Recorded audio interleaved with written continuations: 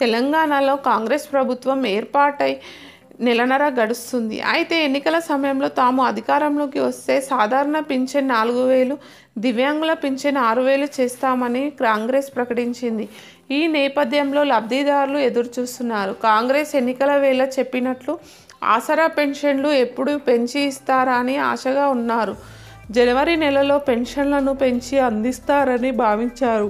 కానీ ఈ నెల కూడా అది జరగడం లేదని తెలుస్తుంది. ఇప్పటి వరకు ఆసరా పెన్షన్ల పెంపుపై ప్రభుత్వం ఎలాంటి నిర్ణయం తీసుకోలేదు. దాంతో పాత పద్ధతిలోనే విడుదల చేసేందుకు అధికారులు ఏర్పాట్లు చేస్తున్నారు. ఆసరా పెన్షన్ లబ్ధిదారులకు 2-3 రోజుల్లో పెన్షన్ డబ్బులను అందించనున్నారు. ప్రస్తుతం పెన్షన్ 2,016, దివ్యాంగులకు పెన్షన్ 3,016 అందిస్తున్న విషయం తెలిసిందే. అయితే కాంగ్రెస్ అధికారంలోకి వచ్చాక సాధారణ పెన్షన్ 4,000, దివ్యాంగులకు ఇచ్చే పెన్షన్ 6,000 ఇస్తామని చెప్పారు.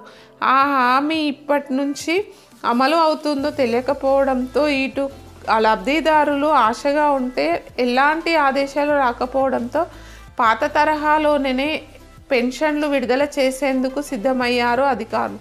ఫిబ్రవరి లేదా మార్చి నుంచే పెన్షన్ పెంపు ఉంటుందని ప్రభుత్వ వర్గాలు చెప్తున్నాయి. ఇక తెలంగాణ వ్యాప్తంగా ప్రస్తుతం 15,98,729 మంది వృద్ధులు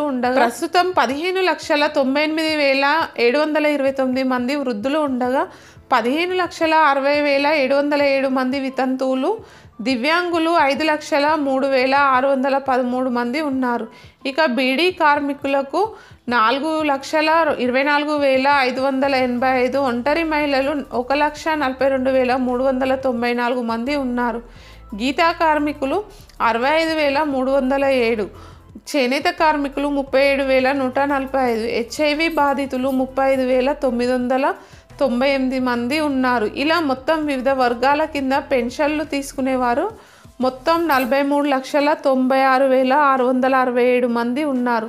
వీరికి పెన్షన్లు ఇవ్వడానికి ప్రతి నెల ప్రభుత్వము 1,000 కోట్లు ఖర్చు చేస్తుంది. మరోవైపు ఇటీవల ప్రజాపాలన కార్యక్రమం ద్వారా పెన్షన్లో ఇంకా కొన్ని దరఖాస్తులు వచ్చాయి.